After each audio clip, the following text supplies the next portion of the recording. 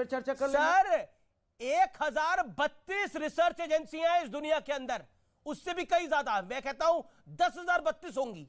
और 10,032 अगर साल के 300 दिन हर कंपनी पे भारत की ऐसी रिसर्च लेके आती रहेगी, तो भारत की संसद के अंदर उन पे बात होगी, उन पूंजीपतियों पे बात होगी जिन पूंजीपतियों का विरोध करते हैं, लेकिन गरीब आदमी की बात नहीं होगी और बजट की बात नहीं होगी, उनकी समस्याओं की बात नहीं होगी, उनके जो लोकसभा के सांसद होते हैं, आपकी पार्टी के भी लोकसभा सांसद है, उनकी बात नहीं होगी, उन पूंजीपतियों की बात होगी और उनकी रिपोर्ट्स की बात होगी। कमाल की बात कर रहे हैं आप। मैं ये कहना चाहता हूं, भारत में ये विपक्ष जो है मीर जाफर और जयतंतु की राजनीति कर रहा है और ये बड़ा आरोप है आपका। विपक्ष अडानी ग्रुप पे लगे आरोपों को लेकर केंद्र सरकार पर निशाना साधे हुए है। विपक्ष ने कहा कि इस मुद्दे पर मोदी सरकार की गहरी चुप्पी से मिली भगत की बू आ रही है। अमेरिका स्थित हिडनबर्ग रिसर्च की ओर से गौतम अडानी के नेतृत्व वाले समूह को फर्जी लेन देन एवं शेयर के कीमतों में हेरा फेरी सहित कई गंभीर आरोप लगाए गए हैं। इसके बाद अडानी ग्रुप के शेयरों में भारी गिरावट आई है। कांग्रेस नेताओं का कहना है कि आप जिस बिजनेस यूनिट से भली भांति परिचित हैं, वह एक गंभीर आरोपों का सामना कर रही है। आपकी जांच की गुणवत्ता और गंभीरता के बारे में क्या बयां करता है। उन्होंने आरोप लगाया कि पीएम मोदी अपने राजनीतिक विरोधियों को डराने और कारोबारियों को दंडित करने के लिए वर्षों तक ईडी, सीबीआई एवं डीआरआई जैसे केंद्रीय एजेंसियों का दुरुपयोग किया है, जो उनके साथियों के वित्तीय हितों के अनुरूप नहीं है। कांग्रेस महासचिव ने कहा कि यह कैसे संभव है कि भारत के सबसे बड़े व्यापारिक समूह में से एक, जिसे हवाई अड्डे और बंदरगाहों के क्षेत्र में एकाधिकार बनाने की अनुमति दी गई है, लगातार आरोपों के बावजूद इतने लंबे समय तक गंभीर जांच से बच सकता है। उन्होंने आरोप लगाया कि इससे कमतर आरोपों के लिए अन्य व्यापारिक समूहों को परेशान किया जाता है, उन पर छापे मारे गए हैं। विपक्ष अडानी को लेकर सदन की कार्रवाई भी नहीं चलने देना चाहती और न ही बजट पर बहस आती है। यहाँ तक कि राष्ट्रपति के अभिभाषण पर भी चर्चा नहीं की। विपक्ष सिर्फ अडानी पर बहस करना चाहती है। विपक्ष ने अडानी को देश से बड़ा बना दिया है। इस पर उमा भारती ने भी बयान दिया है। मुझे गौतम अडानी की एक बात बहुत खराब लगी। अभी 5-7 दिन पहले उन्होंने कहा कि ये भारत पे हमला है। गौतम को ये भ्रम कैसे हो गया कि गौतम अडानी भारत है? गौतम अडानी भारत नहीं है। ये गौतम अडानी को ध्यान में रखना पड़ेगा। भारत पे कोई हमला नहीं कर सका है।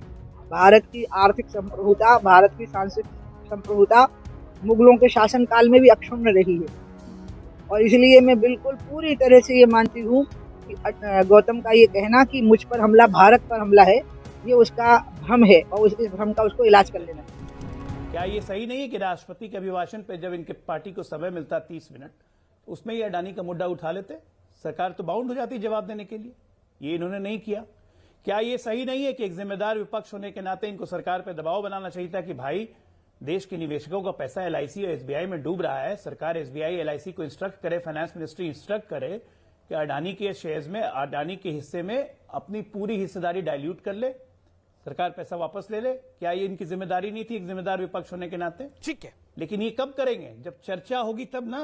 राष्ट्रपति के अभिभाषण पे एक पहली एसटी महिला हमारी राष्ट्रपति बनी है, उसको ये तिरस्कृत कर रहे हैं इसे, क्योंकि इनकी सामंती सोच है।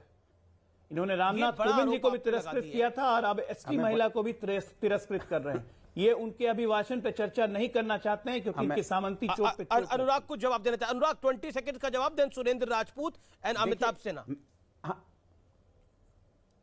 ये तो सरकार की जिम्मेदारी होती है, सरकार आके बोले विपक्ष से कि भाई आप राष्ट्रपति अभिभाषण पे, हम लोग उनके भाषण पे चर्चा कर लेंगे आज कल में, परसों हिडनबर्ग पे चर्चा हो जाएगी। अरे आप बार बार हमारे देश के एक इंडस्ट्रीज का नाम ले रहे हैं, मैं तो उनका नाम भी नहीं ले रहा हूं।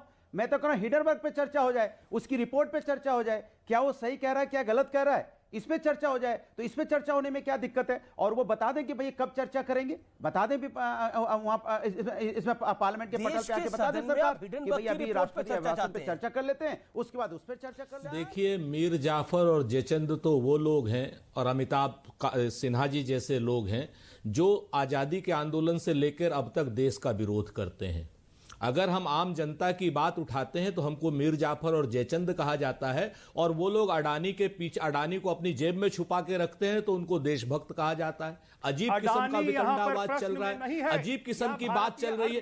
अरे बीच में मत बोलो अमिताभ, मैं तुम्हारे बीच में नहीं बोला। बदतमीजी नहीं, सुरेंद्र, बदतमीजी नहीं, मेरा निवेदन, बदतमीजी नहीं, बदतमीजी नहीं, तुम नहीं किया, मैंने आप किया। बदतमीजी नहीं मत करो, मैंने कहा ना बदतमीजी नहीं। मीर जाफर यदि तुम्हारे चोर की दाढ़ी में तिनका है, बेवकूफी की बात कर रहे हो, देश के गद्दार हो तुम। पैसे को लुटेरे लोग हैं, सुप्रीम बाहर कोर्ट में भेजना चाहते हैं। पहले मेरी पूरी बात को करने दो।